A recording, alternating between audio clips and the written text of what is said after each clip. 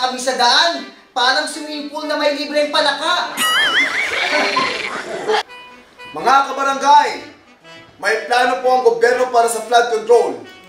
Paglilinis ng kanal at estero, paggawa ng drainage system, reforestation para sumisip ng tubig ulan, at bawal magtapon ng basura kung saan-saan. Paano naman yung kapitbahay namin si Kaloy? Doon nagtapon ng sopa sa kanal. Sopa na naging bangka. Sopa? Buti hindi ref. Kung ref, may libreng cold storage na tayo sa baha. Order! Order! Juan!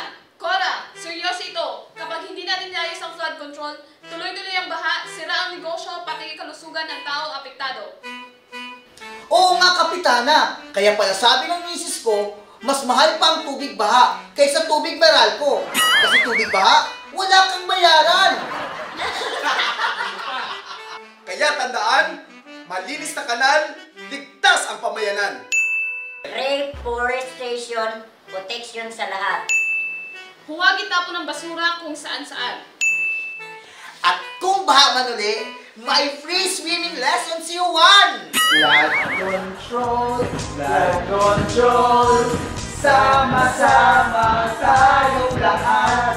Malinis lamang, barangay, iwas baha, iwas sakit. Kaya mga kapitbahay, huwag lang